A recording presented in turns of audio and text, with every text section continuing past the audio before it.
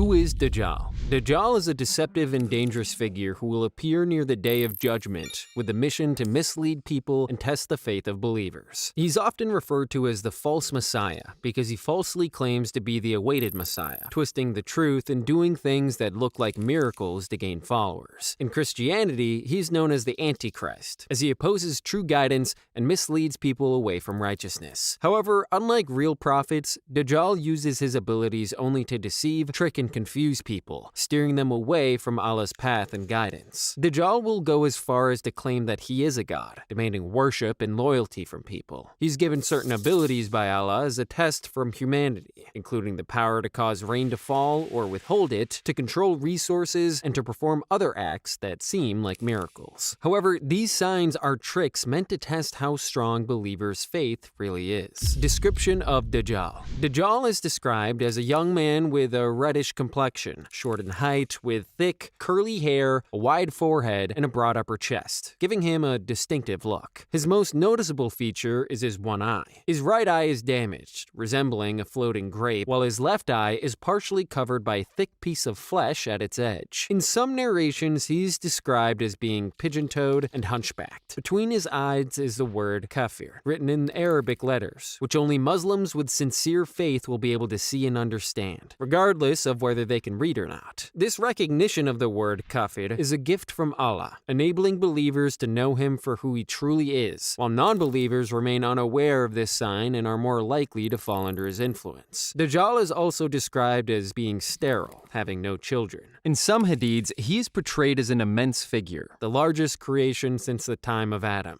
Where the Dajjal will emerge. Dajjal is said to come from the east, specifically from Khorasan, and more precisely from the Jewish community in Isfahan, Iran. From there, he will travel across the world, visiting every city except Mecca and Medina, which are guarded by angels who stop him from entering. In a hadith narrated by Fatima bint Qais, may God be pleased with her, the Prophet, peace be upon him, pointed to the east when speaking about Dajjal's place of emergence, confirming this direction. Another authentic hadith mentions that the Prophet specified Khorasan as Dajjal's origin. Additionally, Anas, may God be pleased with him, reported that 70,000 Jews from Isfahan would join Dajjal, each wearing distinctive crowns. Apart from Mecca and Medina, which Dajjal is forbidden to enter, he is also barred from entering Masjid al-Haram, Masjid al-Aqsa, and the Mosque of Sini. In each of these locations, angels stand guard, ensuring that he cannot enter. Dajjal will, however, have access to other towns and cities, moving from one to another over a period of 40 days, spreading his influence and causing trials for those who encounter him. Powers. In the authentic hadiths from the 6 major Sunni books, Dajjal is described as having extraordinary powers that he uses to deceive and mislead people, creating a severe test for believers. One of his notable abilities is control over natural elements such as rain and vegetation. According to an authentic hadith, Dajjal will have the power to cause rain to fall on dry lands and make crops flourish, benefiting those who choose to follow him, while denying these resources to those who reject him.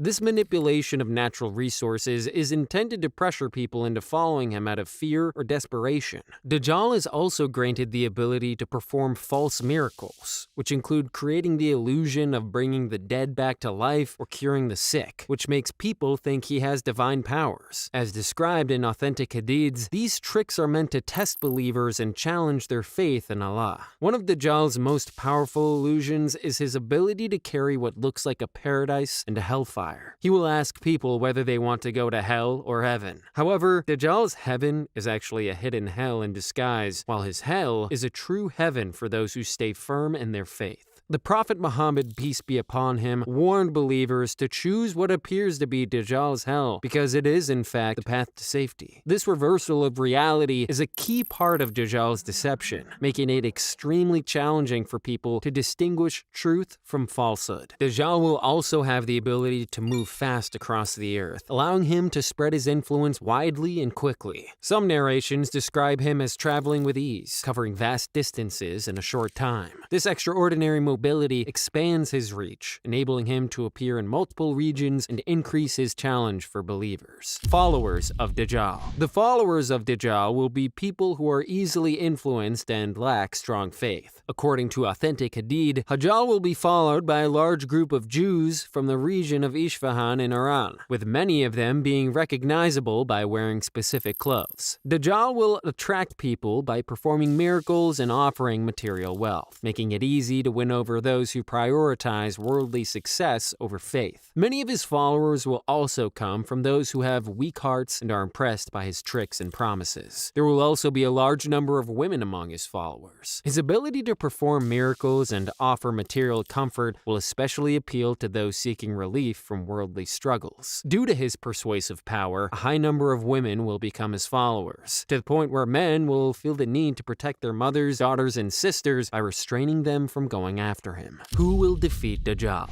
According to authentic teachings in Islam, Jesus, peace be upon him, will ultimately defeat Dajjal. After Dajjal has spread his deceptions, misleading and confusing many people, Allah will send Jesus back to earth to restore justice and truth. The hadiths describe that Jesus will descend from the heavens near a white minaret in Damascus, Syria, wearing garments that shine as if dipped in light. He will join forces with the remaining faithful believers. At this time, Dajjal will be advancing with his followers toward Jerusalem, hoping to establish his control. Jesus, peace be upon him, along with the believers, will pursue Dajjal until they reach the gates of Lud, a location near Jerusalem in Palestine. When Dajjal catches sight of Jesus, he will be filled with terror and begin to melt like salt dissolving in water, unable to withstand Jesus' presence. Jesus will then kill him, ending Dajjal's reign of lies and deception. This event will free humanity from Dajjal's test, bringing an end to his efforts to mislead people and restoring truth and guidance for those who had remained faithful. After Dajjal's death. Following Dajjal's defeat, Jesus, peace be upon him, will establish a period of peace and justice on earth. Under his guidance, people will unite in worshiping Allah, and he will correct misconceptions surrounding his identities and teachings. False beliefs and practices will be eliminated, and the world will experience a time of harmony and prosperity as all the people embrace the message of Islam. Jesus will bring fairness, and blessings will be everywhere. Resources will grow, and there will be no more poverty or oppression.